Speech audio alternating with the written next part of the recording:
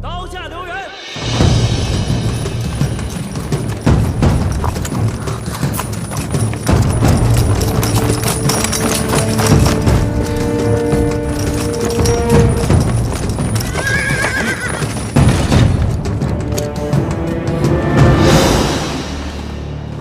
臣叩见太子殿下。起来。谢殿下。未知太子殿下前来所谓何事？本太子下令，免去这般宫女的死罪，即刻将他们释放。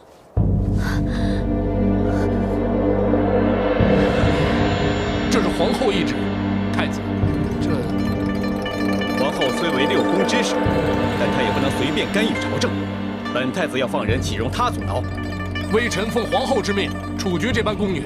如果太子执意放人，不如请太子先行面圣，待皇上定断之后，微臣自当遵从。大胆！莫非你想违抗本太子之意？臣不敢。本太子现在就要将人带走，谁敢阻拦，就是跟本太子过不去。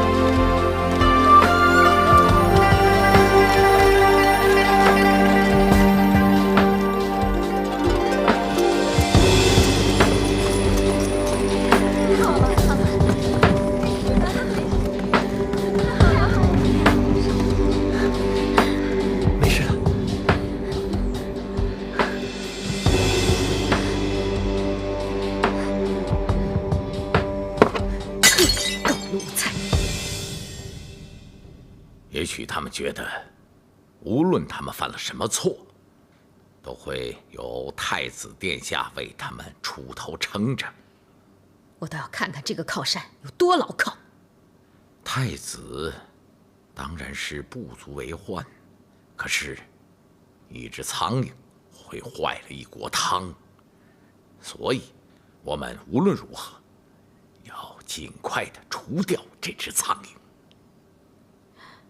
你也知道，皇上对太子实在是不错。我不看僧面也得看佛面吧？皇上会听你的话。哎呀，说到底，他们是血脉相连呐。即便皇上最后还是听我的，可我也得下一大番功夫啊。我有办法。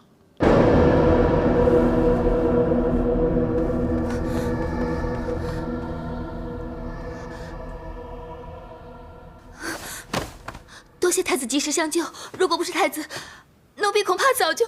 哎，别说了，先起来吧。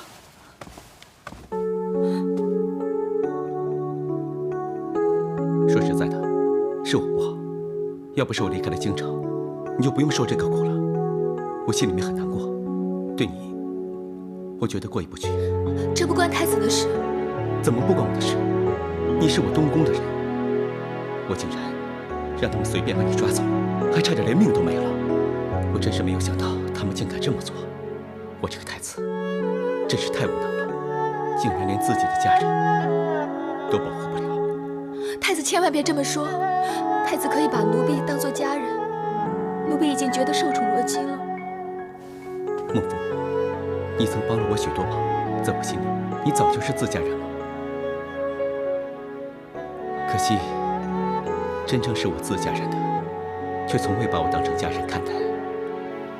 皇后是越来越不把我放在眼里了。太子殿下今日在刑场救了奴婢，这同时也就违抗了娘娘的懿旨。如果皇后娘娘不肯善罢甘休的话，恐怕……你怕皇后娘娘会对付你是吗？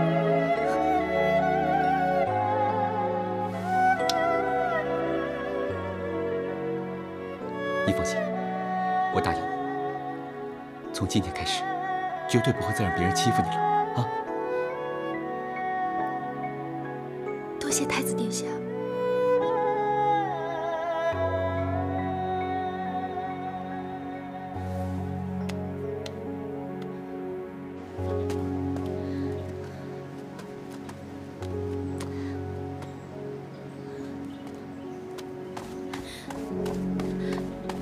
姐姐，少妇，姐姐，少妇姐，我回来了。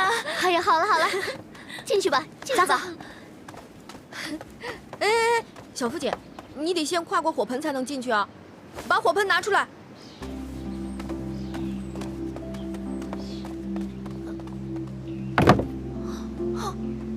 这未免也太夸张了吧！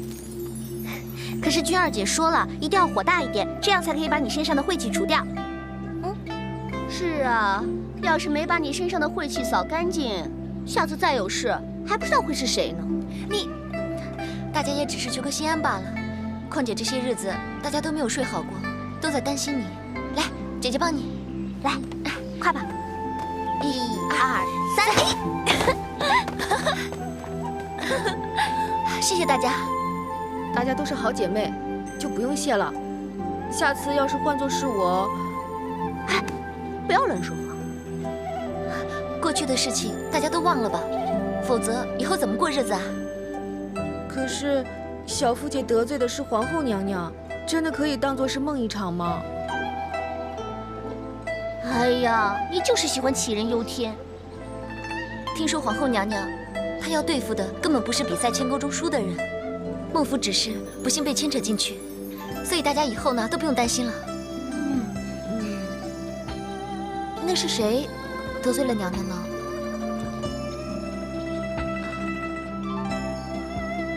我也不知道。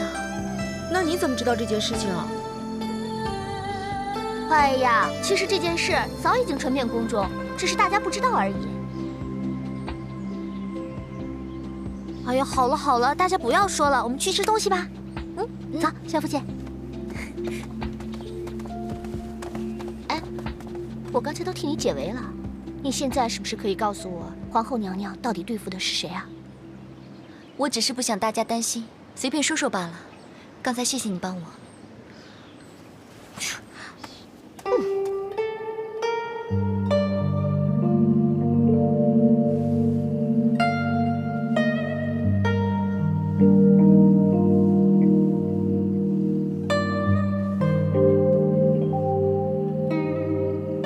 姐姐，之前我曾经在天牢说，你不是我姐姐。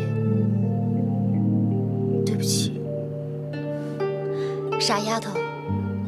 当时那种情况，说出那些话，也是可以理解的呀。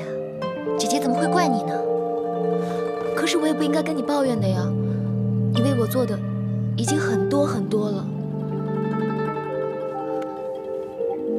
姐姐，我答应你，你跟我说的话，小福一定会记在心里。如果我不能保护你的话，我还怎么配做你姐姐呢？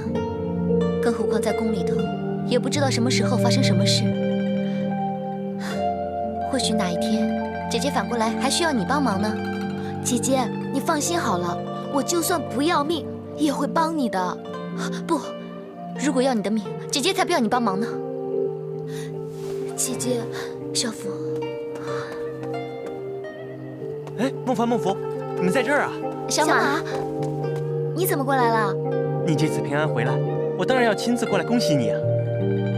这个是我亲自为你修的护身符，送给你，保佑你以后可以平安。谢谢，这次小马也出了不少力。没有了，我真的没帮上什么忙。姐姐都已经跟我说了，我一定会好好报答你的。报答我？哎，我煮饭给你吃好不好？好。不过这顿饭让我来煮，当做庆祝你平安归来，好不好？不好不好，我来煮嘛。我来煮吧。你们两个，你帮我，我帮你的，都没有把我放在眼里，把我当外人了吧？不是，我是真的很想请大家吃顿饭。小马，你就帮我好不好？好啊，我帮你。来，我们赶紧想想吃什么好不好？姐姐，你想吃什么？南瓜羹。好啊。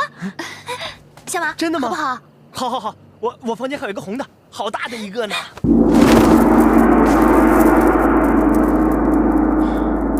众位卿家急着要见朕，有何要事？老臣冒死要向皇上觐见。几位都是朕的肱骨之臣，有什么事先起来再说吧。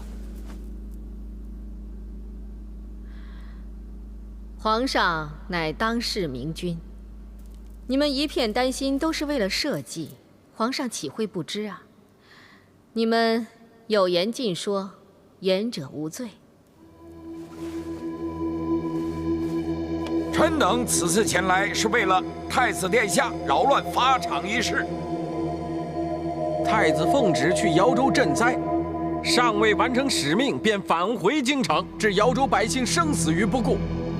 不止如此，太子还竟然到刑场阻止执法，扰乱法纪，如此大逆不道，臣等担心会引起天怒人怨呐。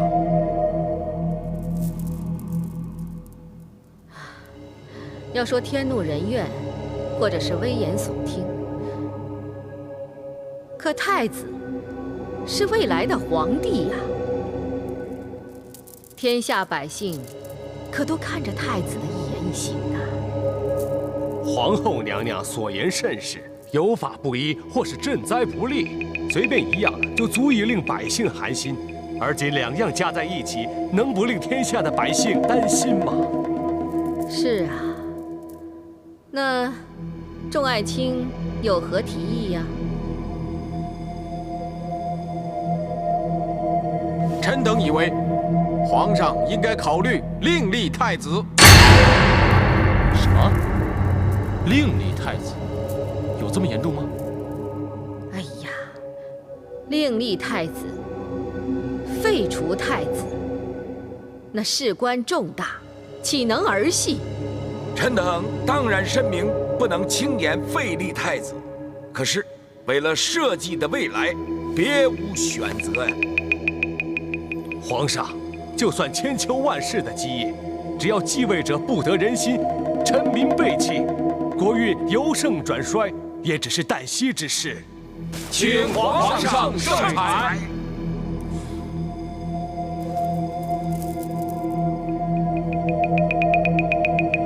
好了，皇上明白你们的意思了，你们先回去吧，皇上自有主张。是。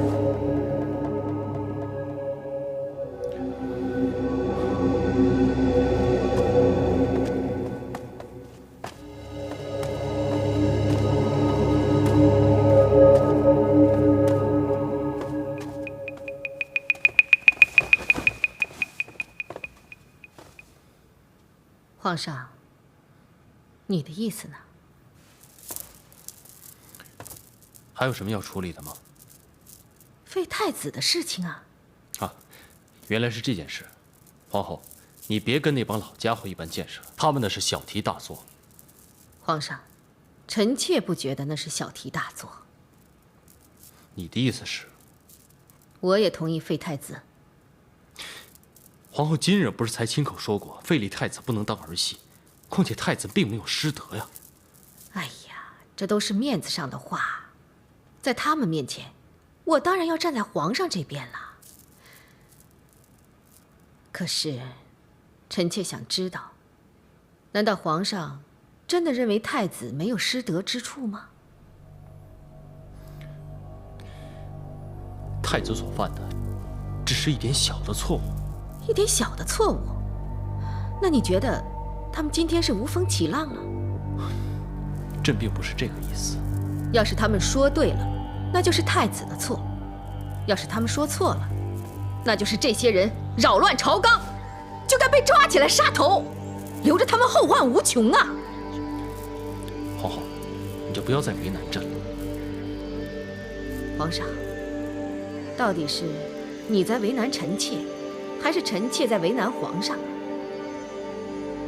今天你看看，朝堂之上这么多位大臣，啊，根本就不给皇上面子，简直就是在怪皇上教子无方啊！按照这个情况，都应该拉出去处斩了。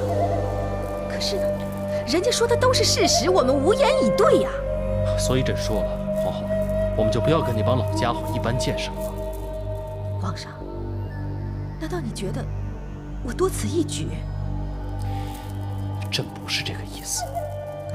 那好吧，臣妾以后就不再上朝了，免得妨碍了皇上办事。皇后，你别这样。其实我心里头明白着呢，皇上心里一直只有太子，因为太子他姓李。皇后，你何必这么说呢？你向来知道朕的心思。皇上，臣妾已经憋了很久了，我一直不敢说，可是我今天也不怕说了。皇上一直说，臣妾的建议很重要，可是每次我提到太子，皇上不是沉默就是回避，这是亲疏有别呀。皇上，你不得不承认吧？朕并不是这样。这个就算了，本来嘛，这就是李家的天下，我这个姓韦的人凭什么说三道四啊？可是你看啊，你看看今天这么多大臣都跑来反对太子的做法，来弹劾他。今天看来，站出来的只是这几个人，可是底下到底还有多少人反对太子，谁也不知道。皇上，尧山这个人不随便说话的，何一方更是吧，被称为一方好人，现在连他们两个人都跑出来反对太子。皇上，你不觉得这件事情的严重性吗？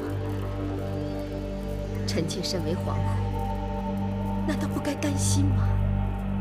我难道不该来提醒皇上吗？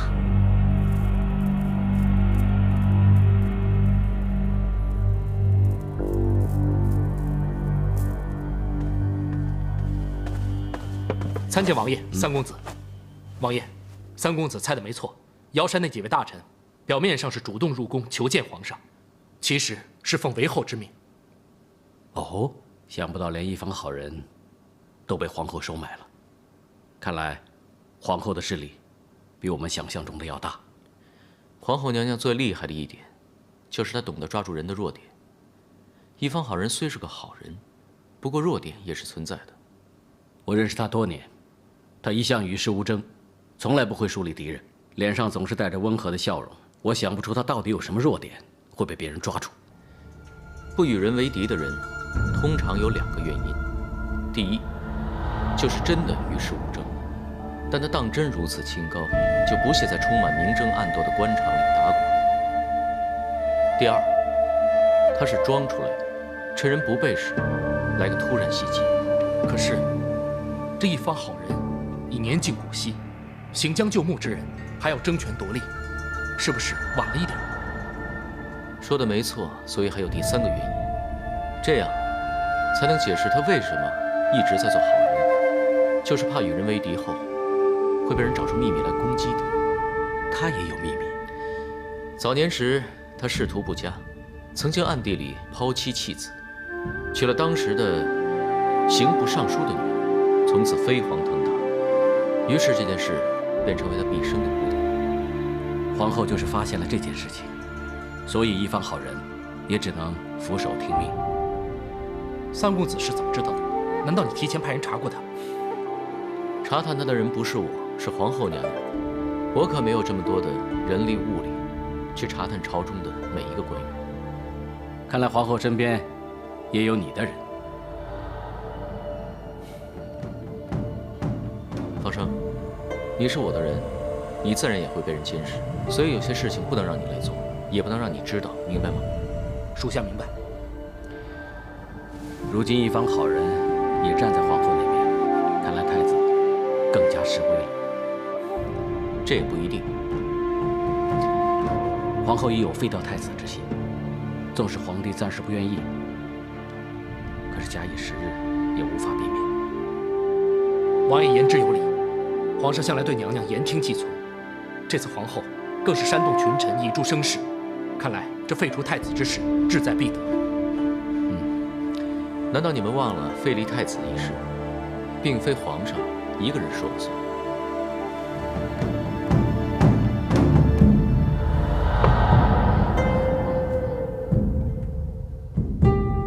太子乃是伴君，岂能说废就废？丁大人，皇上交付太子到瑶州赈济灾民，太子竟然抗旨不争，这简直是目无朝纲啊！目无朝纲的人是你们。之前本太子要你们来商议瑶州赈灾之事，个个想尽办法找借口、找理由推脱。今天竟敢还厚颜无耻，在这说本太子的不是。老臣冒死也要说一句，太子这么做，简直是上愧于君，下愧于民。将来如何担当肩负天下之大任？皇上，御史大夫董承文已经奉太子之命前往瑶州赈灾。纵使如此，太子擅闯刑场，破坏法规，乃是不争的事实。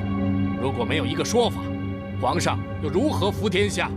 人非圣贤，孰能无过？应该给太子一个机会，理应从轻处罚，以示后效。皇上以为如何？臣以为蓄统之事不可轻言废立。太子虽然有错，也不是什么大逆不道之罪。废去太子之位，又另立王子替补，也非易事，请皇上三思。言之有理。姑息养天，误国误民啊！如果让太子登基，轻则遭臣民背后窃笑，重则是怕会祸国殃民。皇上，皇后娘娘，皇表叔说的对。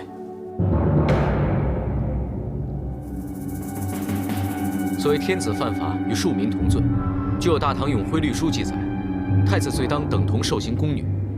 那些宫女犯了哪一篇哪一条罪，便该以此来惩罚太子。这么说，那些宫女犯了什么罪啊？老臣不才，昨晚连夜翻遍了《大唐永徽律书》，可是没有一条写明牵钩比赛中败下来的就是死罪呀。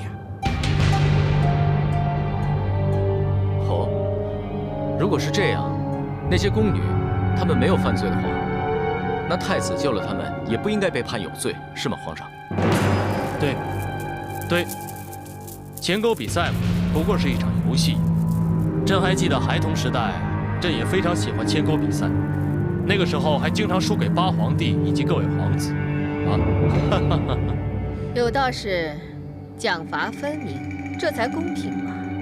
皇后娘娘，玩牵钩就是玩玩，总不能输了比赛要跟杀人犯一样同等处死吧？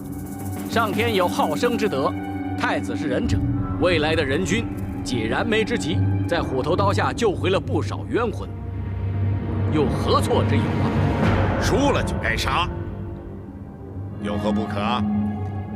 你们一唱一和的，想犯上作乱吗？王爷，记得去年安乐公主与宫中命妇斗嘴，结果败了下来。那以王爷之见，你家儿媳是否该处死啊？你放肆！皇上，微臣失言，请皇上恕罪。好了，众爱卿们不必再争论了。朕说过，牵钩比赛不过是一场游戏，输了也没有什么滔天大罪，依朕之见，死罪就免了吧。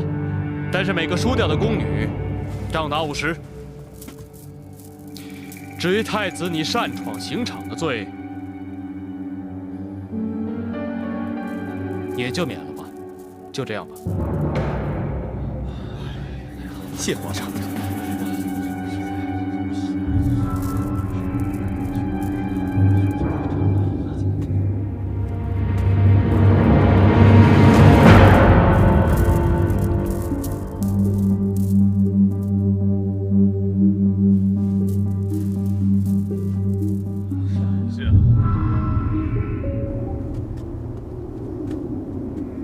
虽然以退为进，帮了太子，可是万一让皇后察觉你是站在太子一边的，恐怕她早晚会对付你。孩儿以为刚才的形势，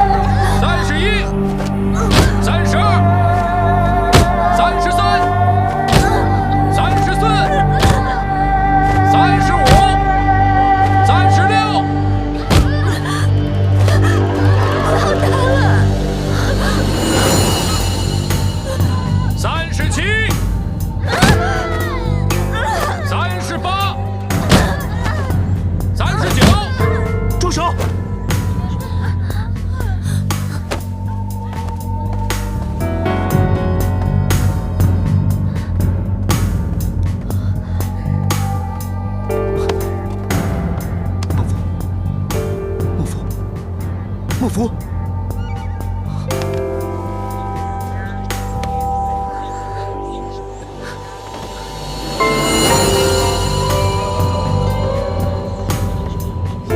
太子，让开！是。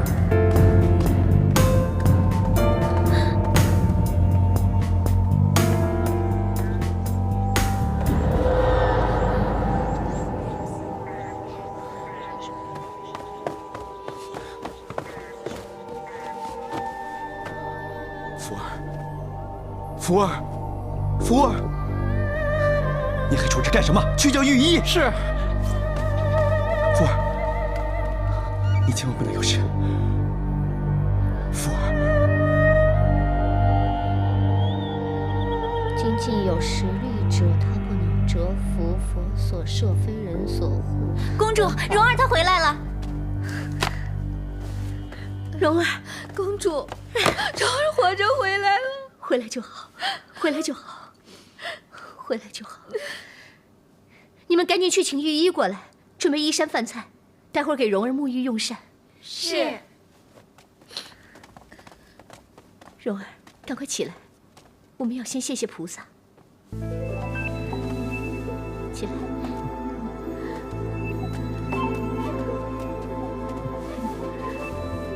多谢菩萨保佑，多谢菩萨。多谢菩萨，蓉儿，快起来吧，小心。公主，奴婢知道你是为了我，昨夜担心的彻夜未眠。你为我受了这么多的伤害，还差一点送命，我又怎么可能安然入寝呢？只要是为了公主，让蓉儿走一条什么样的路，蓉儿都不会有怨言的。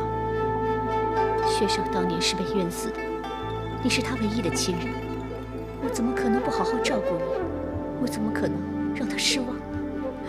公主真是对奴婢恩重如山，奴婢无以为报。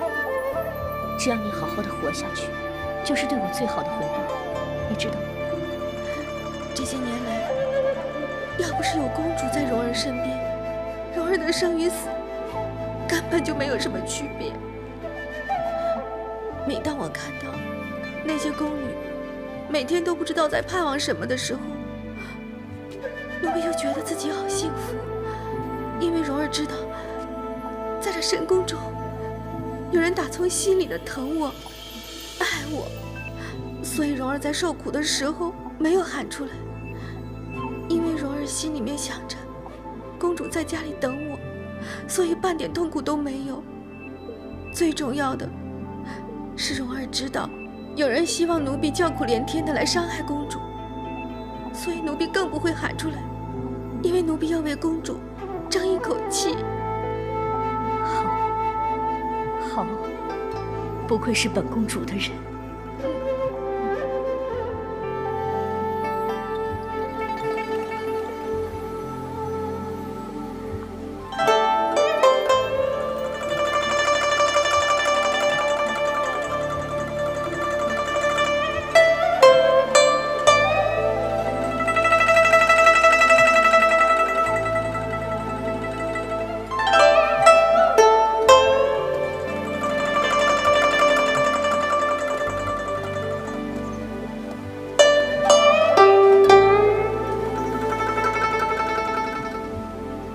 姑姑的琴艺越来越精湛。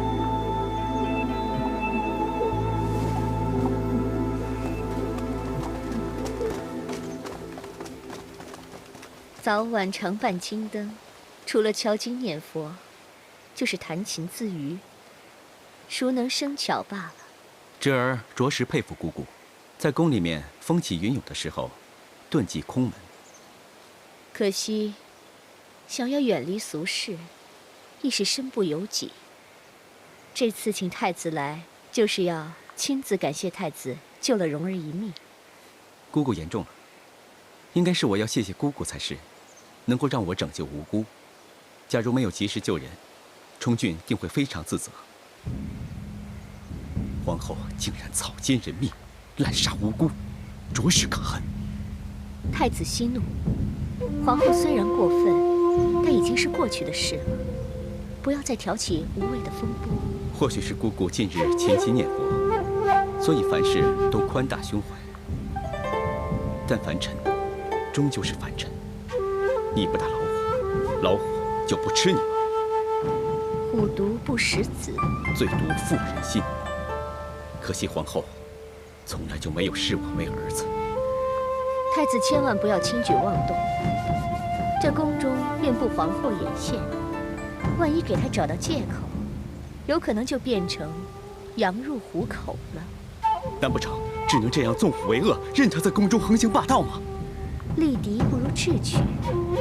你纵有一身勇猛，也无法凭赤手空拳把老虎打死。姑姑所言甚是，可有什么办法？我老了，脑袋想多了就会头痛。太子才德兼备，自会想到办法。不过无论如何，我也是信任的。太子只要用得着我的时候，我定会帮忙。那雌老虎很是狡猾，太子一定要谨慎，千万不要轻举妄动。是，姑姑所言，宠君牢记在心。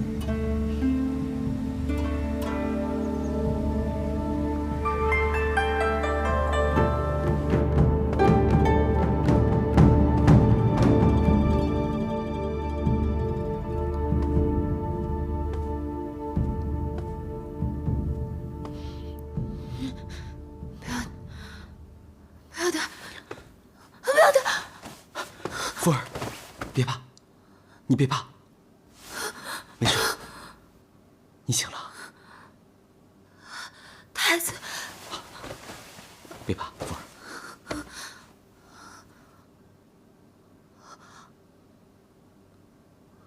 我又回东宫了。你回来了，你被杖责时晕倒了，是我把你抱回来的。是你抱我回来的。孟父，我曾经答应过你，绝不会再让人欺负你。可惜我还是没有办法做到，对不起。殿下言重了，是奴婢自己命薄，才要受这些苦。殿下多次相救，已经对奴婢有情有义了。当日父皇在大殿上已经做出了定夺，我没有办法让你能够避免杖责。没关系了，反正都已经受了。我是不是还没有打完50仗，对吗？那还有多少？还有很多吗？我不想再被打，我不想再被打。孟父，你先别着急，你现在最要紧的是把伤养好，其他的之后再说吧。那你不要以后我不要再被打，我不想死，我不想死，我不想。你别担心，我一定会帮你想办法的。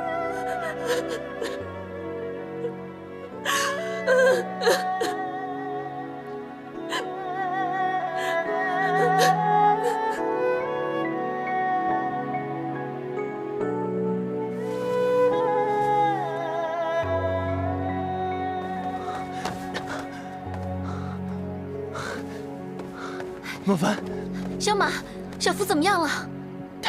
我刚才去东宫打听过了，经过御医诊断，孟福已经醒过来了，伤势好了很多。那我就放心了。小马，我想去看看他。哎呀，那是太子寝宫，不是什么人说进就进的，你又不是不知道。从小到大，我爹跟我都没有责罚过他。虽然我们在宫里是低下的婢女，但小福他就是一向圆滑、善解人意，也曾未受到过主子的责罚。这次要让他受杖责之刑，这样的苦他怎么受得了啊？还说呢，那天孟福在刑场上只受了39杖，就被太子给带走了。听我们家鲁公公说，还有11杖需要追究呢。你说孟福才刚醒过来，就又要打，他能受得了吗？哎，这该怎么办呢？我们这些做下人的，生与死，都只是主子的一句话。为刀俎，我为鱼肉，又有谁会来管我们的死活？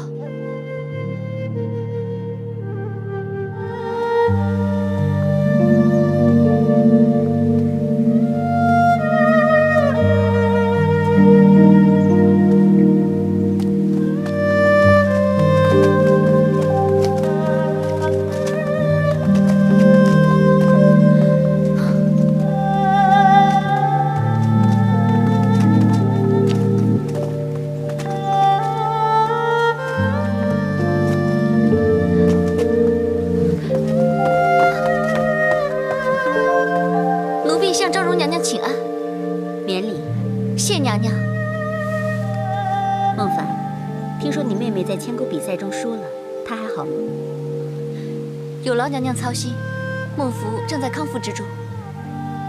这样就好，你也可以安心了。实不相瞒，孟福好起来之后，还要继续受罚，只怕奴婢敢问娘娘，可有办法救孟福？你以为我的权势很大吗？您是昭容娘娘，权势当然很大。昭容大，太子更大，皇后娘娘更是手握大权。如果可以帮忙的话，我想太子早就出手了。太子帮不了的，我又能做什么？小福他真的很可怜，不过是一场游戏，却要饱受这样的皮肉之苦。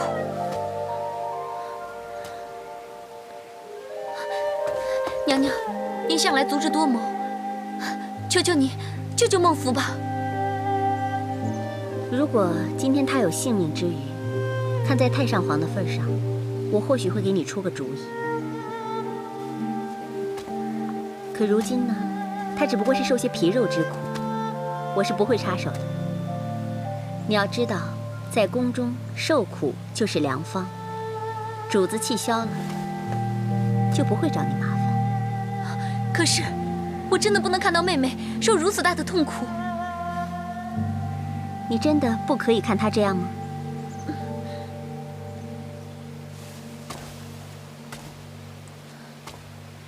那你就攀附有权势的人，让自己的权势也同样变大。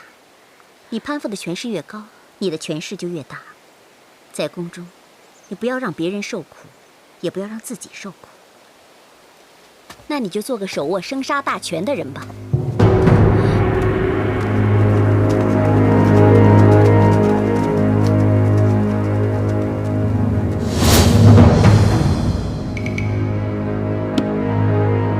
生杀予夺，乃天子之权。朕曾经翻手可杀万民，覆手可救苍生。只要大权在握，朕即天下。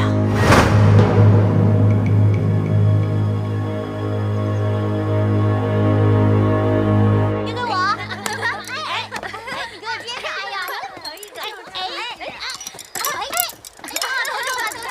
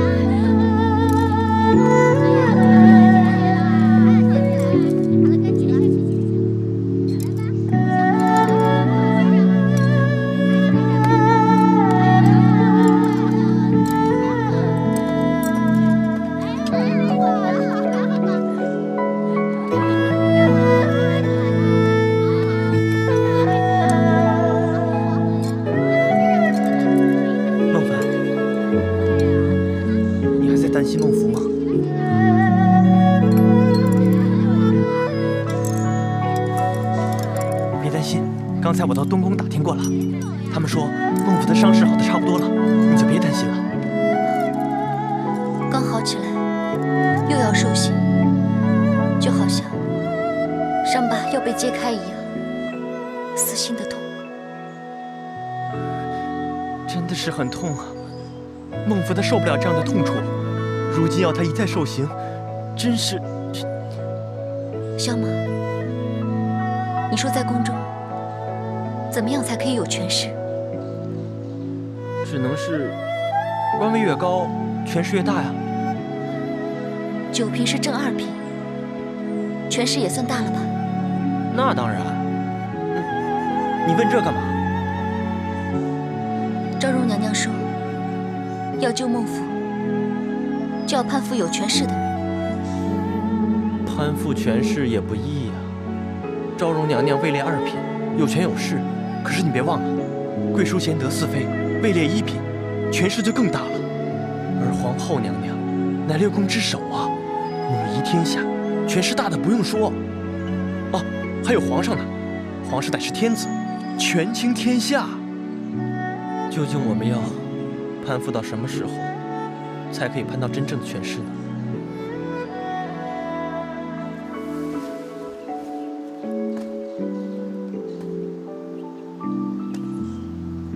没错，翻手可杀万民，覆手可救苍生。只要我大权在握，就可以解救天下，解救小福。小马，你知不知道皇上皇后最喜爱的是什么？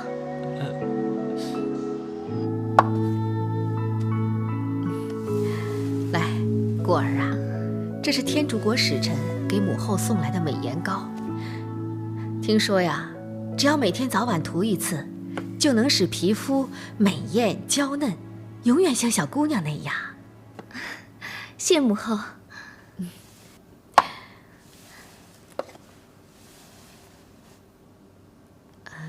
女儿啊，娘听说你最近睡眠不太好，午夜醒来就再也睡不着了。母后连此等小事也知道。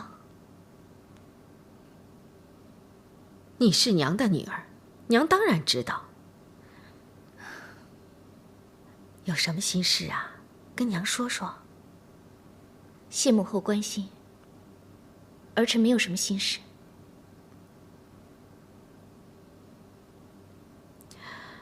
没什么心事当然好，如果睡眠不足，可以叫乐师来给你吹奏乐曲，这样舒心畅怀的，有助睡眠。我和你父皇最近都喜欢《霓裳羽衣曲》，挺管用的，你不妨也试试。母后有心了。哎呀，你父皇说呀，好久都没看见你了。你什么时候过去看看你父皇啊？儿臣确实很久没见到父皇了。不如这样吧，明晚请父皇和母后来这里一聚。好啊，娘马上回去跟你父皇说。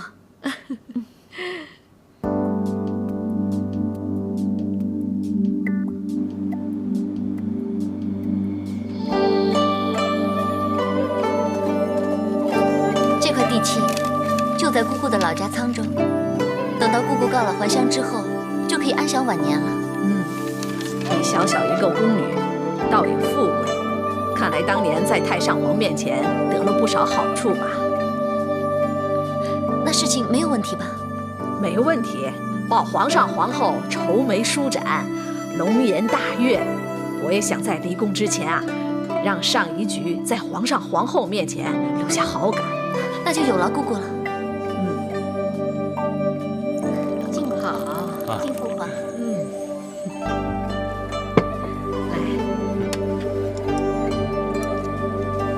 父皇，我知道你最喜欢吃掌中宝这道菜，是我特意让御厨教我做的，您尝尝。好，父皇马上就来尝尝这道掌中宝。好吃吗？好吃，果儿真有孝心。好吃就多吃点啊！好，别费了女儿的一番心意。母后，那你也请享用吧。母后自己吃。好吃。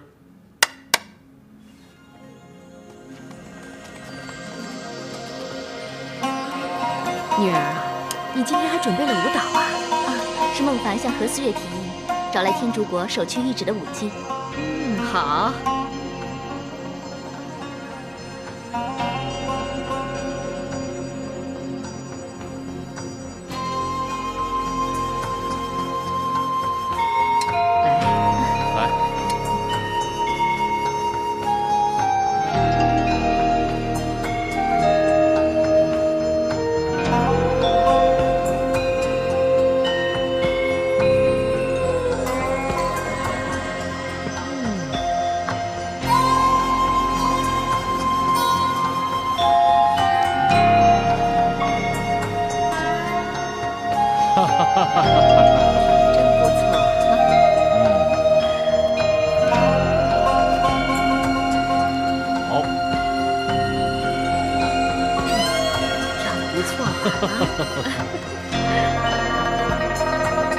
怎么样？不错，好看，好看吗？舞姿优美，搭配的天衣无缝，看出一片孝心呐。是啊，女儿真有心呐。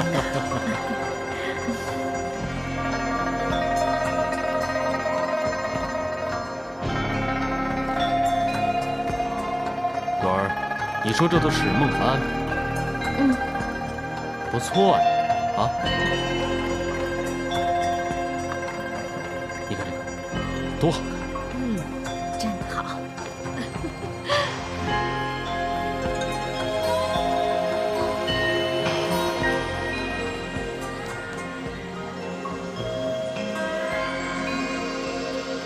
好。好，极好，非常之好。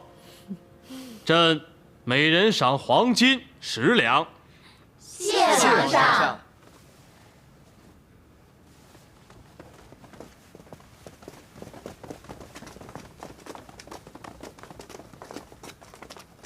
既然是孟凡提议的，那功劳可不小啊，就赏黄金50两吧。好。皇上，皇后娘娘，奴婢斗胆，有个不情之请，奴婢不需要黄金。那你要什么呀？奴婢的妹妹孟福，因为在千钩比赛中输了，被杖罚50。上一次已经杖罚了30余杖，因为体力不支而晕倒，休养了很多天才恢复。奴婢恳求皇上、皇后娘娘可以赦免剩下的10余杖，因为奴婢担心妹妹这次撑不下去。原来是这等小事。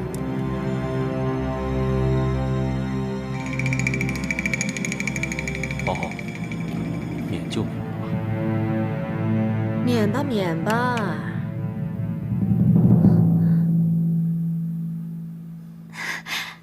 谢皇上、皇后娘娘开恩。平身。来，皇上、皇母后，我敬你们。来。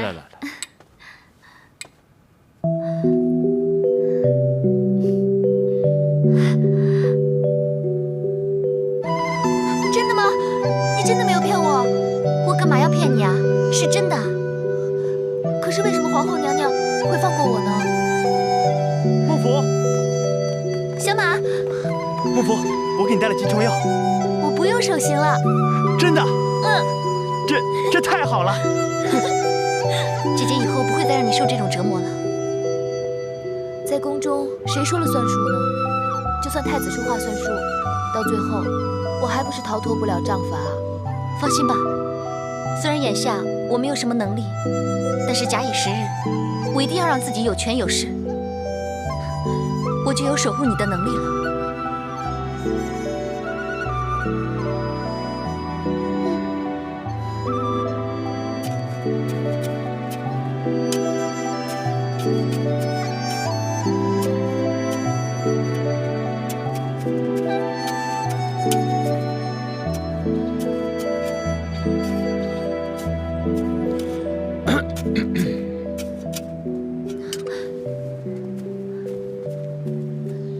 奴婢参见皇上。免礼。谢皇上。这花开得很漂亮，看来你打理得不错。多谢皇上夸奖。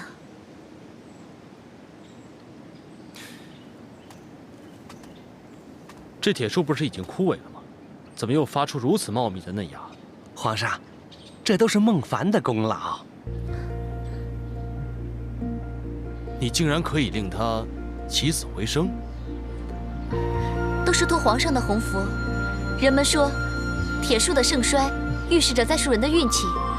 如今这棵铁树可以重新生长出嫩芽，代表着皇上福上添喜。快跟朕说说，你到底是如何让它起死回生的？朕非常喜爱这棵铁树，一直悉心照料，可是不知道是方法不对，还是哪里出了错。自从它进宫之后，便日渐枯萎，接着就发生了天灾。铁树本身是喜热怕冷，在京师这种地方是很难生长的。只要在根部放一些铁屑，就可以令它起死回生。就这么简单？就是这么简单。他日这棵铁树开枝散叶，那就代表着皇上的江山，国泰民安，千秋万代。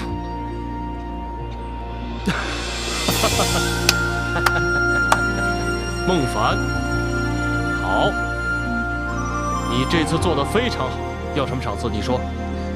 奴婢上回已经得到过皇上的赏赐，奴婢不敢太过贪心。奴婢只求这棵铁树起死回生之后，皇上的江山可以风调雨顺，国泰民安，奴婢就于愿足矣了。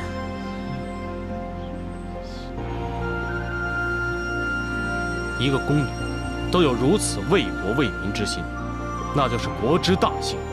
你理应成为表率，成为大家的榜样。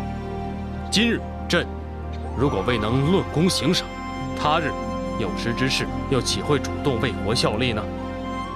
孟凡，还不赶紧下跪谢恩？谢皇上。朕该赏赐你些什么好呢？上次你在上一局替朕安排的歌舞很是精彩，朕非常喜欢。朕觉得你在音律和舞蹈方面相当有天分，不如这样吧，把他安排到上一局去。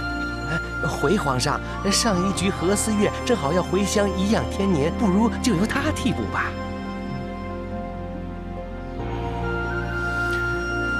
孟凡，从今日开始，你除了继续照顾安乐公主之外，朕赐你上一局思月一职。谢皇上隆恩。起来。谢皇上。好，好，哈哈哈哈哈哈！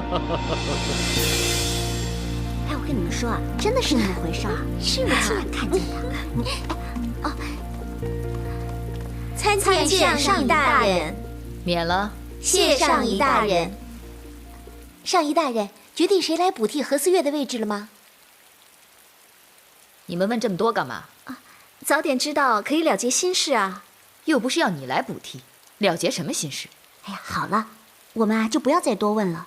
这有什么决定，上仪大人自会告诉我们的。急什么呀？香莲，看你倒像已经把肉吃进嘴巴的样子啊！你说什么呢？这里啊，人人都是有机会的。谁不知道你呼声最高？记得别吝啬啊，到时候请大家吃顿好的。你们都说够了没有？你们都别指望，人选已经定了。可这里要算香莲最有资格做思月，要不是香莲，那还有谁啊？奴婢孟凡参见上仪大人。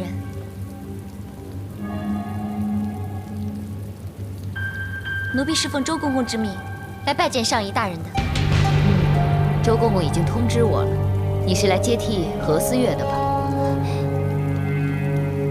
以后还请上仪大人多多提点。你都擅长什么乐器？实不相瞒，奴婢对音律只是略懂皮毛。那你为什么会当上思月呢？是皇上要奴婢来的。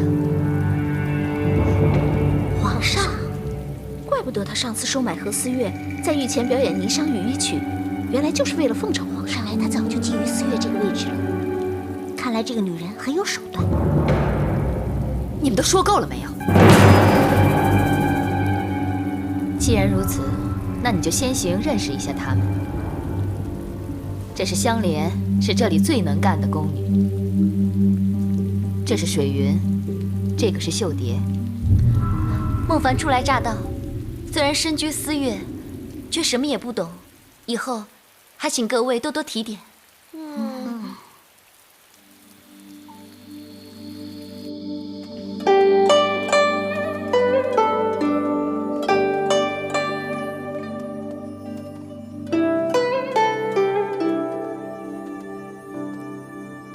这里就是教房了吗？是啊，这里就是内教房了，主要是管理教习宫廷音乐、指导艺人的地方。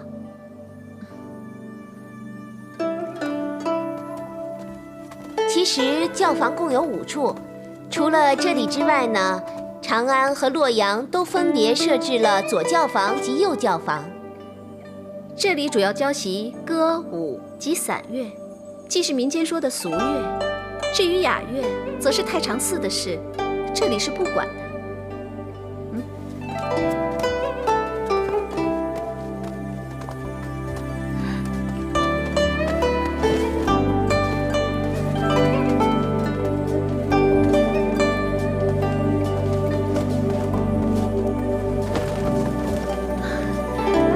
这里就是宜春院，听说能够进宜春院的人很少，所有重要的角色都是由他们负责演出。你说的对，一般女艺人只能进入云少院当一个官人，技艺最高超的女艺人才能进入宜春院。今天我真是大开眼界了。他们正在练的这个舞蹈，是过2天要去襄王府演出的吗？是的。何思月离开之前跟我说过，2天之后呢就去襄王府演出。这是我第1次负责安排，如果有遗漏的话，请各位多多提点。这活是很烦人的事儿啊，有很多细微的地方需要注意。孟思月新官上任，很容易挂1漏万。不过我们早已经功多艺熟，不如这次的安排就由我们来负责吧。不知孟思月以为如何？这样也好，反正我也不知道从何入手，那就有劳各位了。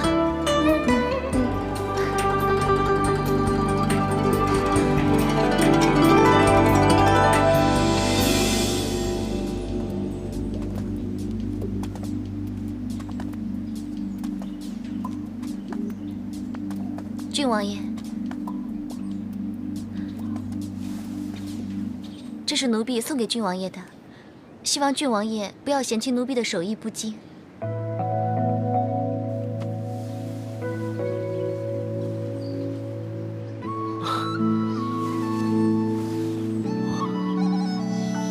太好了，要绣出这幅刺绣，一定花了你不少心血吧？郡王爷喜欢就好了。哦，对了，为什么你会送我刺绣呢？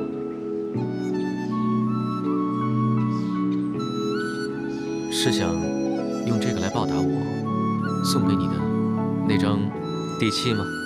那可就便宜你了。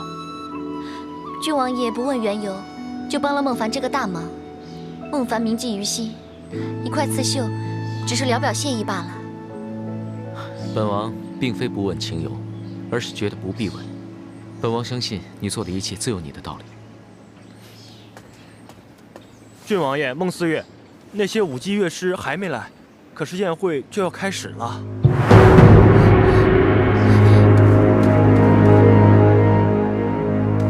那个真的很好看。你们怎么还坐在这里？今天不是要带乐师还有舞姬去襄王府献艺的吗？是啊。那些乐师还有舞姬们呢？全都回家了。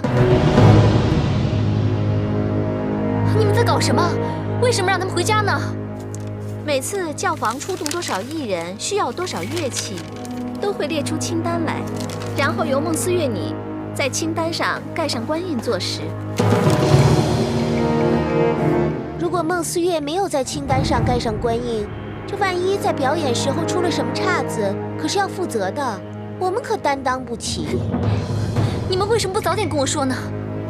我们怎么知道你连这点基本规矩也不懂？何况我们又不知道你身在何方，这想说也说不成了。我不是已经跟你们说过，我会先去襄王府打点一切的吗？我可没有听说过孟思月您去了襄王府啊，你们听到了吗？没有，没有，你们这是存心陷害我。到底我哪些地方得罪你们了呀？孟思月，瞧你这话说的，我们这些不懂八戒奉承的宫婢，注定被人骑在头上，又怎敢去陷害别人啊？你们这是什么意思？意思还不够明白吗？我们3个人都是出自宜春院，百里挑一啊不，千里挑一，万里挑一的1等1人。我们每人最少懂10种乐器，在御前献艺不下100次，但结果得到什么？就是一个马屁精，会耍手段的人来当我们的4乐，骑在我们头上耀武扬威。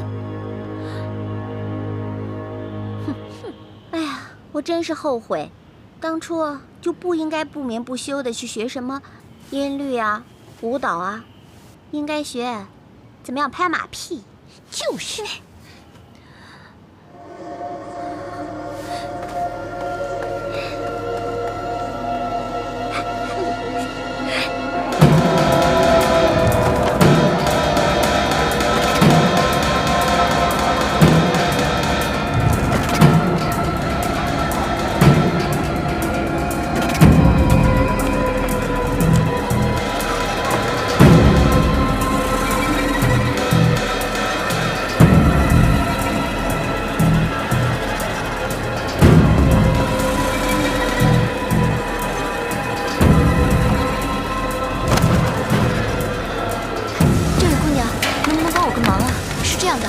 我现在特别需要你们这些民间艺人跟我去王府里演出，你们能不能帮我这个忙啊？那你可不可以帮我找下其他的人呀？我真的特别着急，我会付你们钱的。那要不是知音呢，就枉费射箭了。书接上回，丁昭辉上前一闯，只见那孟大汉手起刀落，咵嚓，尸体分成2半。那江也还是要跟我走。哎，马家，嘿，这个人呐，40几岁年纪，他的这个身材啊并不高啊，长得还挺瘦。哎，那2只眉毛啊，就跟这秃毛笔似的；2只眼睛呢，枣核一样；鼻子长得像大蒜；那2只耳朵呢，长得跟那猪耳朵差不多。嘿，你说这人长成什么模样？他头戴金盔啊，骑着马耀武扬威，趾高气扬，面有傲色，那嘴都撇得好我看。玄德看看上这是一公道呀，说我是安西县尉刘玄德，迎接大人来迟，为内有毒把马勒了，他没有打玄德，嘿，看着你他转过脸来，他身边的那个亲随说：“安西县城距离此地尚有多远呢？”平大爷。如此仓促之间，你还可以让我看到这么丰富的民间献艺，实在是令本王刮目相看。郡王爷，您就不要笑奴婢了。不过说真的，就凭你的才智，只是担任一个司乐，实在让本王觉得大材小用。可是奴婢新官上任才几天，今天差点吃不了兜着走，以后的日子还真不知怎么熬过去呢。吃得一回亏，就学得一回乖。不上高山不知平地，等你登上高山以后，手握大权，那个时候他们就不敢对你怎么样了。孟凡只希望可以救天下，守护小福。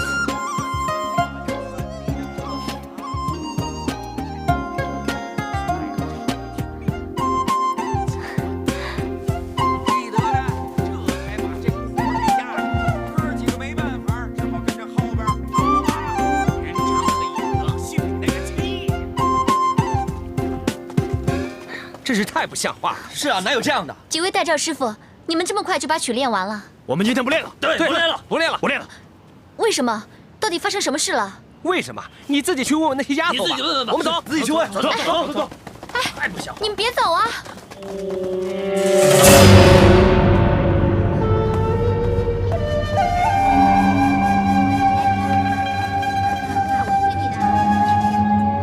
是谁把乐师惹恼了？知不知道这样会把练习搞砸的？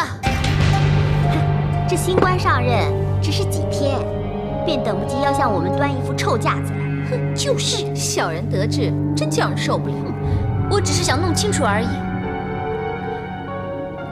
这里怎么这么乱啊？我知道了，一定是你们没把这里整理好，所以惹得乐师生气了。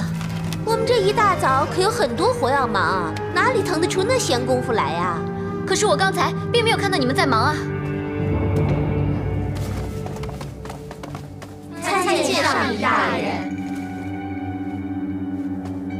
我可没心神来多管你们这些琐碎是非，统御他们，分派日常差事，是你的职分。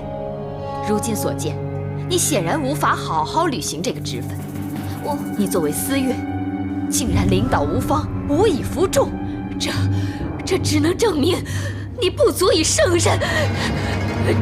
上一大人，上一大人这是犯了哮喘，哮喘病，这是大人的老毛病。快，上一大人，上一大人，上一大人，慢点啊，慢点，快走。哮喘。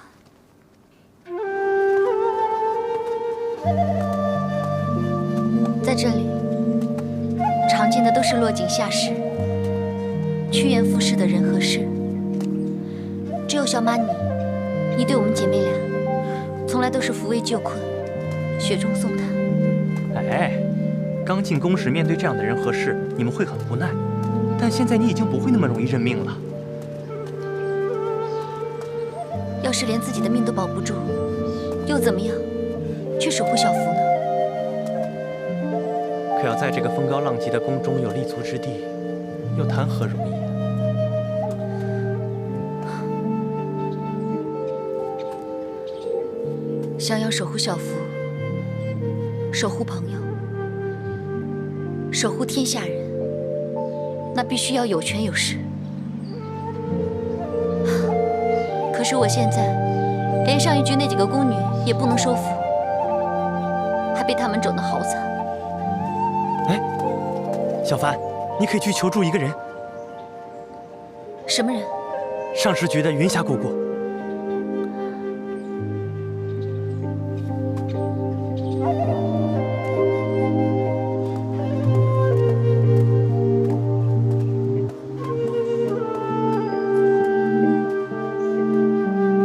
你们当中到底是谁那么大胆，竟敢把膳食给偷吃了？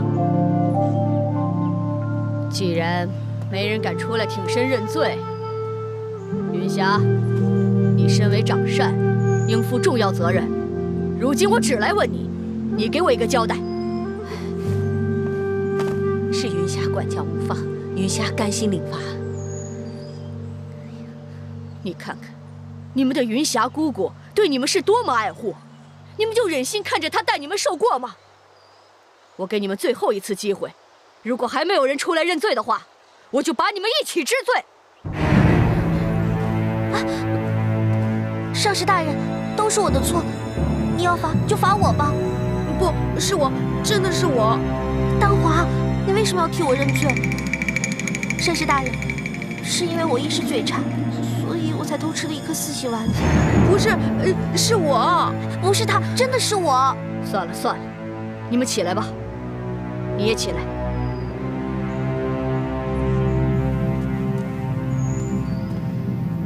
算了，看在你们姐妹情深的份上，这次的事我就不再追究了。谢上师大人开恩。你们且慢高兴，御膳被人偷吃了，周公公还要等我给他一个交代。你们倒替我想想，我该如何向他回报？上师大人。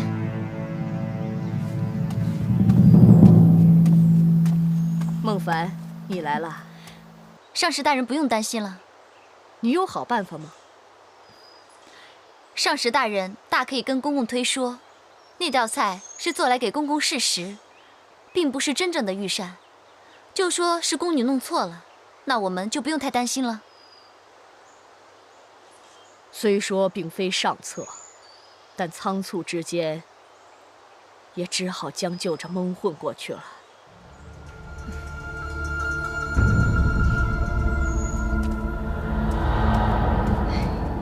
想不到香莲、秀蝶他们竟是这般气焰嚣张，目中无人，真太不像话了。我自己确实也有不足之处。他们都是于尚仪的心腹，只服膺他一个人。于尚仪这个人，虽然精明老练，为人还算正直，却只是心胸狭隘，锱铢必较，眼睛里揉不得半粒沙子。这么说来，要跟他们相处，确实不是件容易事。要收揽人心，其实说易不易，说难也不难，无非是利之以威，施之以恩。所谓恩威并施是也。要我施之以威，我实在办不到；若要施之以恩，这谈何容易？香莲等人还好对付，倒是这个于尚仪，实在是琢磨不透。对了，您说于尚仪心胸狭隘，这么说来，跟他相处实在不是件容易的事。姑姑，你了解于尚仪吗？我对他也所知不多，只听说他这个人呐，对谁呀都不买账，而且他跟冯尚时的关系也闹得不大和睦。有这等事？我也是辗转耳闻得来。我听说他们进宫之初，也曾有过一段情与姊妹相濡以沫的友谊，后来不知怎的，却为一点小事就反目成仇，从此针锋相对。小凡姐，小鱼，云霞姑姑，云霞姑姑，这个香囊送给你，算是答谢您的搭救之恩。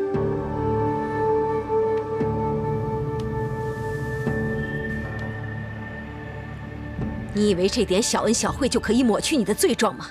再有下次，小心你的脑袋不保。我知道，这次又是小鱼嘴馋贪吃惹事，小鱼今后一定谨记，不会再犯了。你呀，贪吃的几乎连命都不要了。我看呐，宫里头最贪吃的就属你了。谁说的呀？香莲那个丫头跟我一样贪吃呢。香莲，你认识她？当然了，她跟我是同乡呢。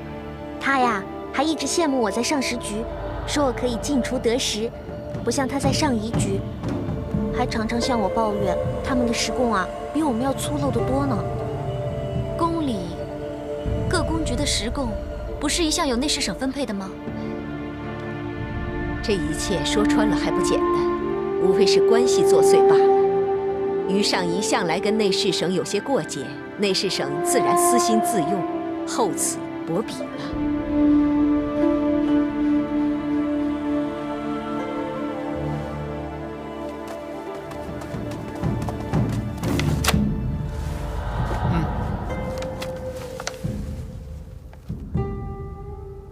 皇公公，你有没有弄错？怎么了？这个月东宫的份额就这么一点点？没错啊。你别开玩笑了，这一点点灯烛怎么能够东宫上下使用呢？历来宫中各府应配的每月灯烛份额都是由我们内侍省定下来的。如果你有异议的话，不妨直接去找周公公。你什么意思啊？摆明了就是欺负人啊！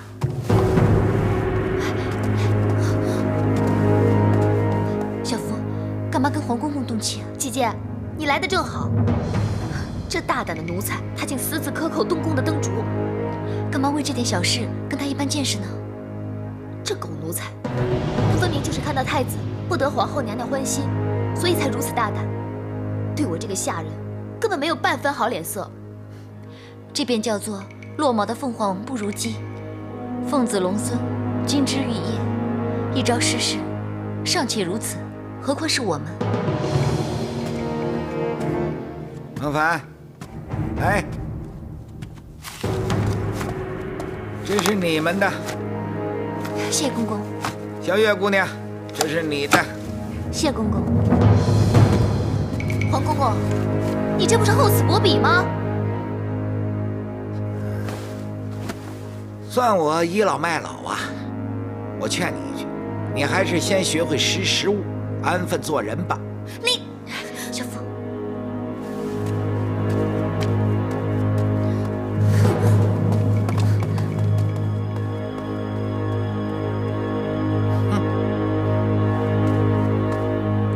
黄公公，其实孟凡还有件事情想跟你商量，是有关上一局姐妹们伙食方面的问题。哦，是不是丫头们对此有些怨言呢？不瞒公公说，确实有过怨言。喂，我怎么没听于尚仪提过此事呢？孟凡猜想，可能是于尚仪自知上次对黄公公有不敬之处，不好意思提及罢了。其实孟凡这一次来，是于尚仪特地让我过来，想请黄公公帮忙斟酌，改善伙食问题。我来之前，他还千叮万嘱，要对公公不失礼数。黄公公是明白人，不如见好就收，卖上一局一个顺水人情。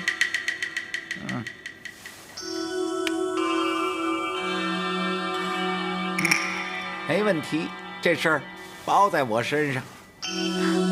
孟凡在此拜谢了。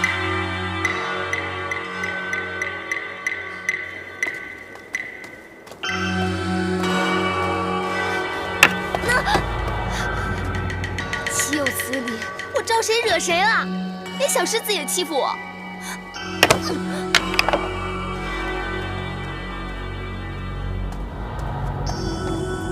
对不起，狗仗人势。那时间周公公是皇后娘娘的人，而黄公公是周公公的人。你是哪个主子的人？只怪我时运不济，未能择木而栖。时也命也，我也只不过是想劝你想开一点而已。我们这些做工婢的，就要听天由命，就要受人摆布吗？我们的命只能牢牢依附在主子们的身上。主子一天不得势，我们又怎会有熬出头来的一日？除非你能扭转乾坤，让不成气候的主子成大器，手握大权。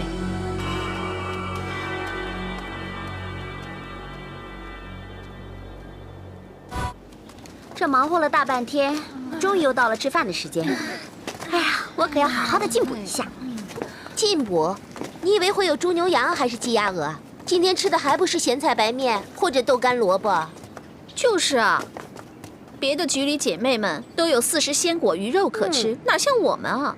就是啊，可不是嘛。哎，也许他们就是怕我们吃的太好，把身子养胖了，干起活来就不够勤快了嘛。你们别顾着干嚼舌头了，我肚子都快饿扁了，快去吃饭吧。走。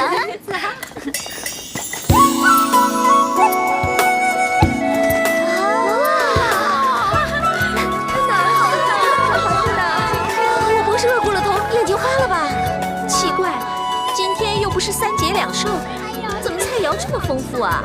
哎呀，别说了，别说了，咱们快坐下吃吧。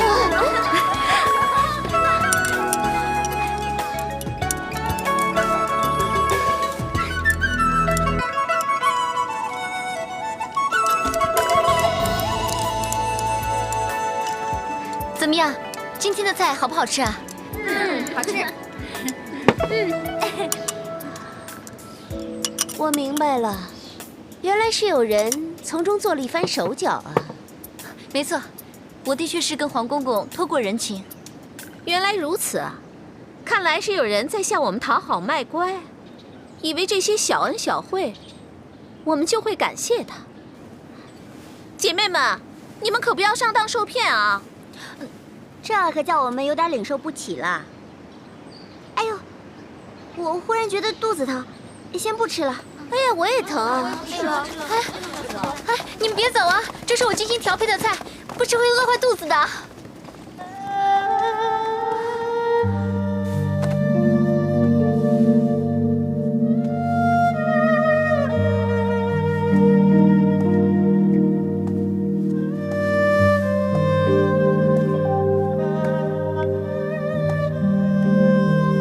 小凡。从上一局回来了，快来帮我看看，这匹是父皇刚赐给我的贡丝，手工如何？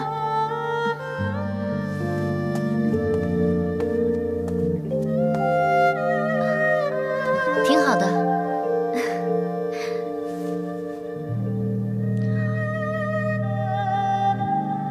你怎么了？莫不是上一局的差事太多，把你累成了这副样子？差事还好。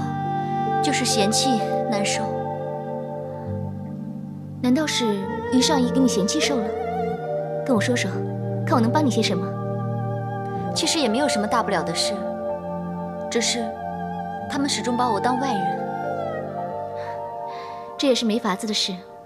你跟他们本来就不熟嘛。听说那个于上仪好像很难套交情的。他是一个性情偏激的人。依我看，他之所以处处针对于你，恐怕是顾忌着你得到了父皇提拔，生怕你终有一天会威胁他的地位。如果他真有这样的想法，就算我再怎么示好，再怎么忍让，他都不会接受我的。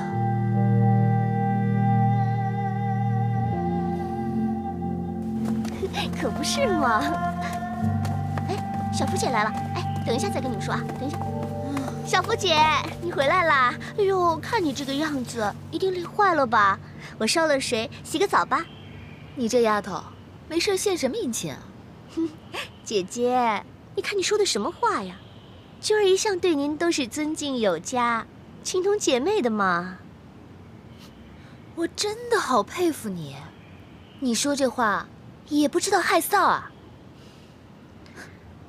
是不是有求于我啊？说吧。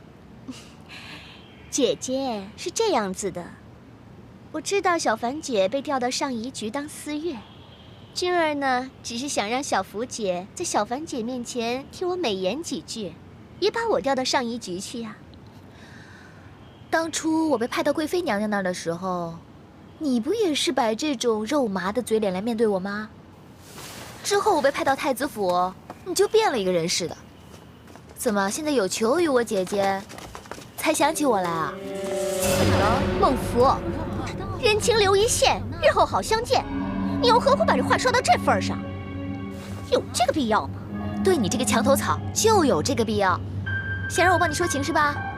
你别做梦了。好，这个臭丫头，你现在所抱的这个主子，只是皇后娘娘一个不高兴，随时就可以被废掉。主子尚且如此，你凭什么盛气凌人啊？我就是盛气凌人！你打我了！你别打了，打我！你别打了！就打你！你闭嘴！全都给我住手！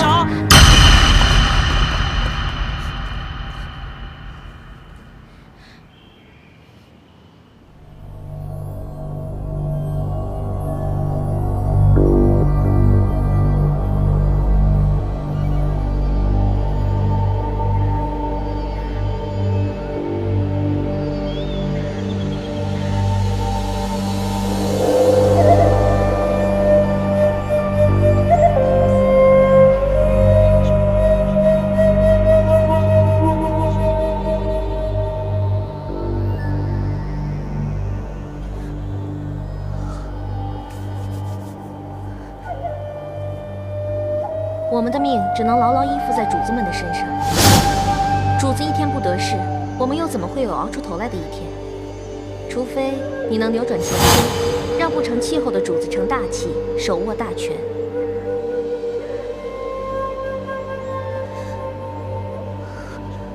无论如何，我一定要扭转乾坤。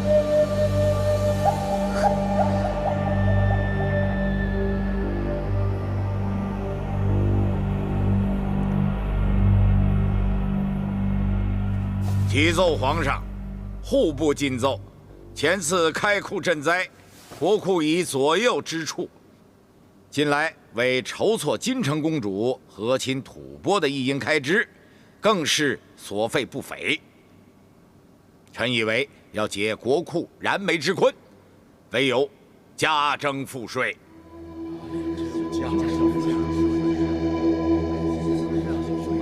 加征赋税，此事关乎民生大计，事关重大，务必要慎重考虑。众卿家有何高见？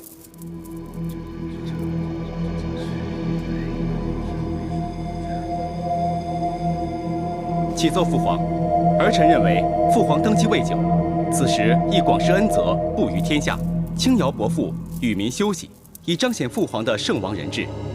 此际千万不能贸然加重赋税，增加百姓的负担，怕会引得百姓们怨声载道。那么，不加赋税，太子你有何妙策，以及目前国库窘急呀？这，儿臣尚未想到对应之策。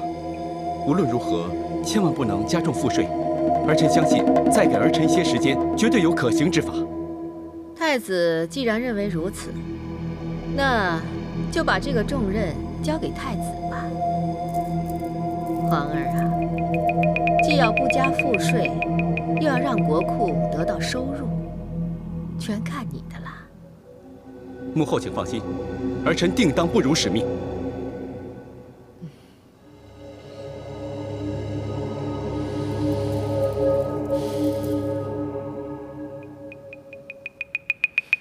怎么样，我这招高明吧？高明，高明啊！那小子一定急得像热锅上的蚂蚁，团团乱转呐！谁让这小子不知好歹、咎由自取的，在满朝文武面前大言不惭，说什么不加赋税也能增加库收。哼！如果到时候他交不出来，看我怎么治他的罪！哼，我看他呀，他也只能加征赋税，增加了税收，必大失民心。到那时候，百姓怨声载道，我们就把责任全部推到他身上。这样一来，王后想废他一事，那岂不是轻而易举呀？哎呀，话虽如此啊，可是这小子跟太平公主连成一党，跟项王父子也是颇有一定的感情啊。要真想废掉他，还真得费一番功夫啊。各位卿家，本太子此次找你们前来，是为了增加国库收入一事，想与各位商议一番。回殿下，其实自古以来，国库之源均离不开以开征地方各类赋税为主，诸如田税、户税、关税、盐铁、市阙之税、杂税等等。好了好了好了，除了增加赋税之外，难道没有其他办法了吗？殿下，这别的办法当然不是没有，大都是缓不济急，而且纵有所得，亦只如杯水车薪呐。依你所言，这次岂不是本太子自讨苦吃，自找麻烦是吗？这知命者不立乎危墙之下。殿下明知皇后娘娘心存挑衅，仍然临危受命，虽然有些轻率，不过还是值得一赞呐。其实殿下大可效法太平公主，后退一步，忍耐3分，哎，就不会有如此烦恼。好了好了，讲了半天，什么结果都没讲出来，都下去吧。臣等告退。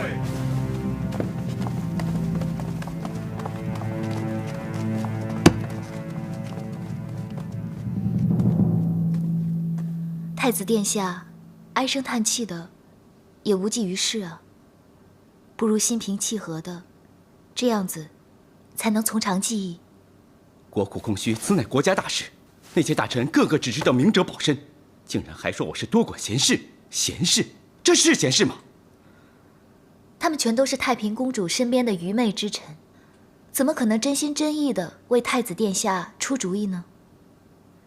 其实，以殿下才智，就算没有他们，也可以成事。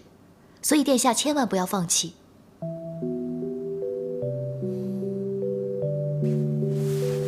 你说的有道理，我绝对不会放弃。可目前最大的难关是要想办法增加国库的收入。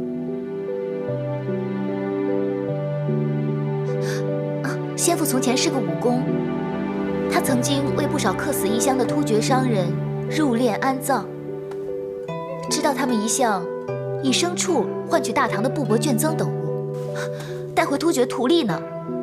你说的不无道理，可近年来我两国交战连连，这边关互市早已断绝许久。战争对许多人来说也许是场灾难，但是对很多商人来说可是大好的机会。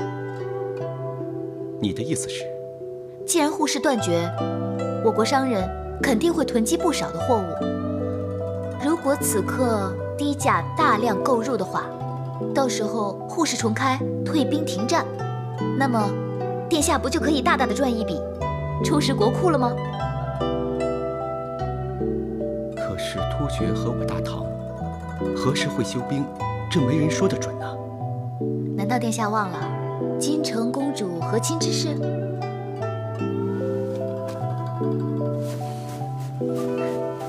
突厥连同吐蕃犯我大唐，倘若我与吐蕃和亲之事成行，吐蕃自会退兵。如此一来，突厥无法孤军进攻，他们不得不休兵。这么做，既能够增加国库的收入，又不用增加赋税。好，这个办法好啊，真有你的。孟父，谢谢你。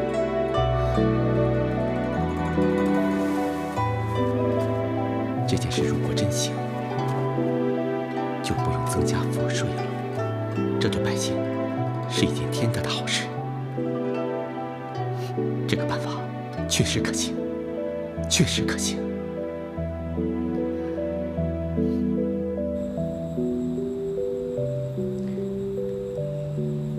殿下英明，此计果然大妙。不过，此计是否能够成功，关键还要取决于时机。如买进布帛券增之后，朝廷就议定公布金城公主和亲吐蕃的日子，事情必如殿下所愿。可是此事迟迟不能坐实，突厥与大唐战事不休，买卖不成，到时可要吃大亏了。自从公主答应和亲，未知何故延至今天，大婚之日遥遥无期，这真是一大难题。荣基，你可否去打探一下，大婚之期定在何时啊？殿下请放心，我会尽力而为的。不过，此事变数甚多，如果时机不对，犹如自掘坟墓，自寻死路。所以，殿下，您还是要多加谨慎。要知道，皇后娘娘，我当然知道，皇后娘娘是故意要把这个烫手的山芋丢给我，存心让我难堪。可这事关重大，是关乎百姓的生计，我怎能置之不理呢？如今，崇峻早已骑上虎背，毫无退路。我们只能尽最大的努力，尽其人事，听其天命了。说得好。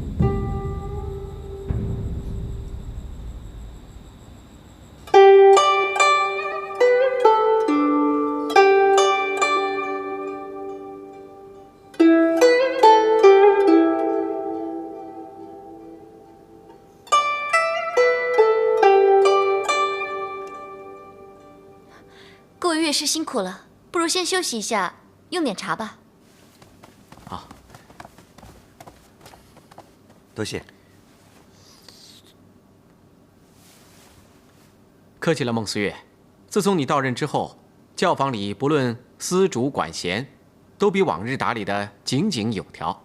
因为这个，我们每天都练得非常来劲儿。是啊。这算什么呀？这些都是我们应该做的。喝好了没？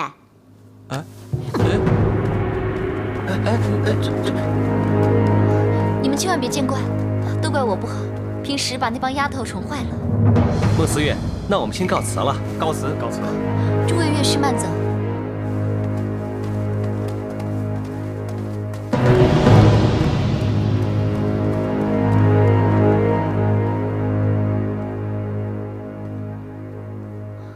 孟凡，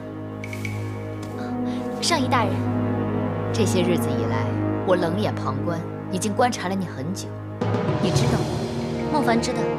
那我问你，我到底察觉了一些什么？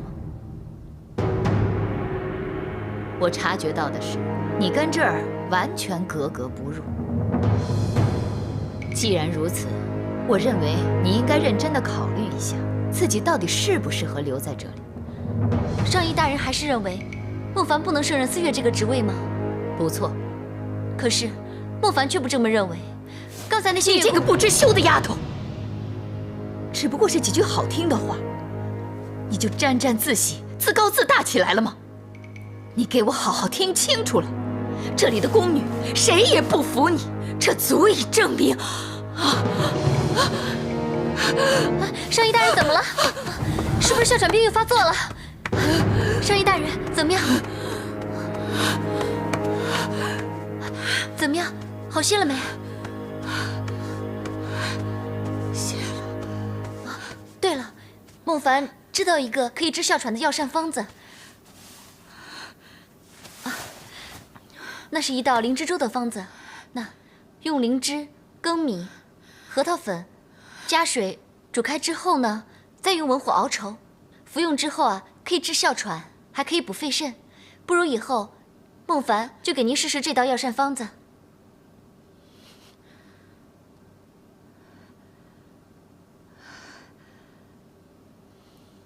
好，谢了。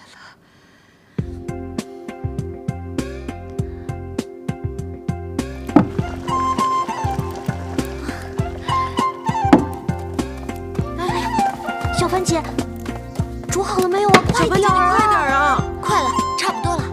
小番茄，快点吧！冯上师没多久就会来巡查了，要是他发现你用过厨房，我知道了。哎，对了，你们帮我一下，盐在哪儿啊？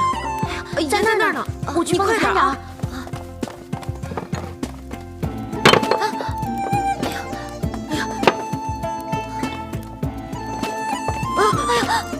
呀，小番茄，你怎么把盐给洒了呀？一会儿你帮我弄啊。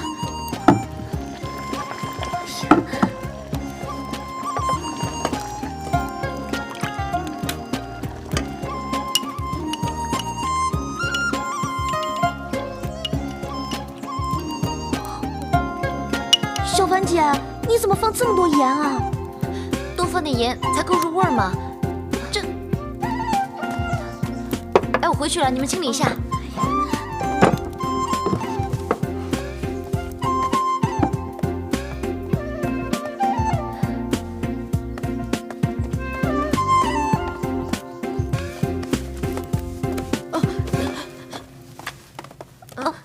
上师大人，怎么回事？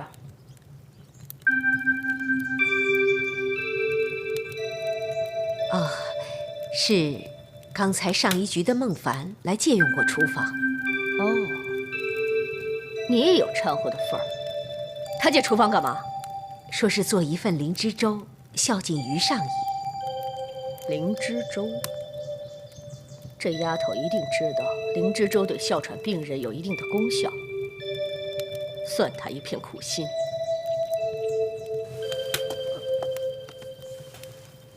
哦，这个是刚才孟凡煮粥的时候不小心把盐罐打翻了。你说孟凡往粥里放的盐？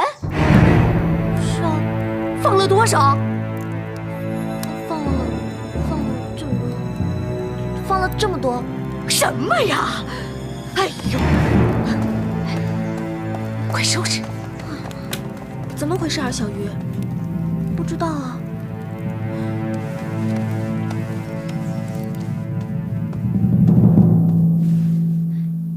上仪大人，粥煮好了。来，这就是你煮的灵芝粥啊。果然有灵芝的香气。快点趁热喝吧。等等，这粥吃不得。冯上师，什么风竟然把你给吹过来了？这么多年没见，你这臭脾气似乎一点没改。对，我可不像你那么投机钻营，自然也不及你在宫中那么吃得开。你到这里来，到底是为什么？我来，是来看看你到底病死了没有。哼，那真要谢谢你的关心。放心，我还没病死。今天是还没死，我看呐，你也离死不远了。你，上仪大人，别生气，就是要死，我也求老天爷保佑我，比你多活几年才死。瞧你这副臭德行，就算你多活几年，他招你的坟头前，还是连一个烧香祭奠你的人都没有。你这个只搞毒舌的恶妇！上仪大人，不好了，上仪大人的哮喘病又发作了。上仪别激动，别激动。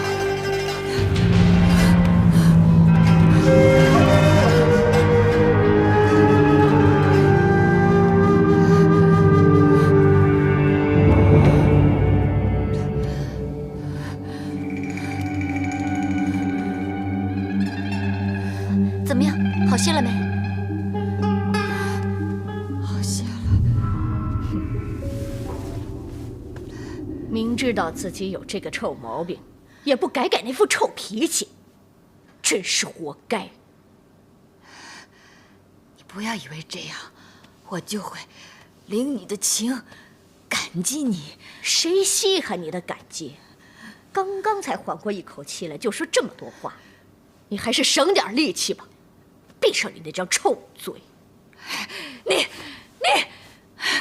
我偏不听你的，你能把我怎样？啊！别激动啊！别生气。还有你，说到这里，我还没有教训你。你可知道，患上哮喘病是不宜吃太多盐的，否则会加重病情。奴婢知罪，奴婢不知道，原来如此。幸好冯上师及时赶过来，救了上仪大人，救了奴婢，奴婢感激不尽。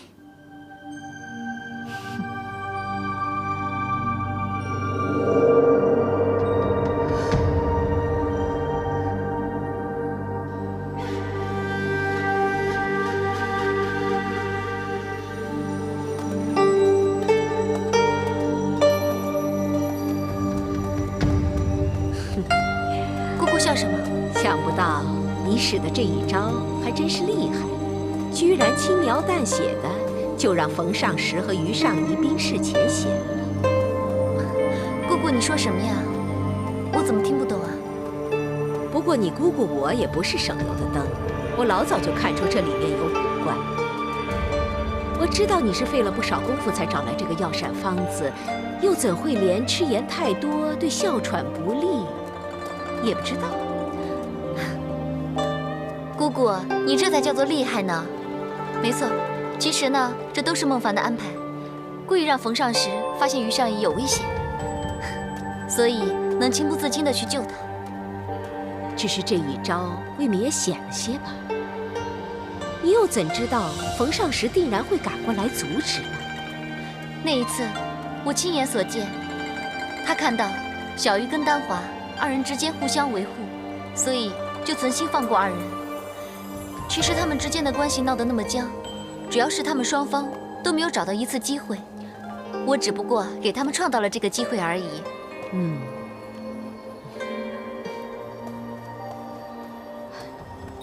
从今往后啊，你在上虞局的日子也会好起来的。但愿如此，我还真的希望好过一点，这样的话就可以轻松一些了。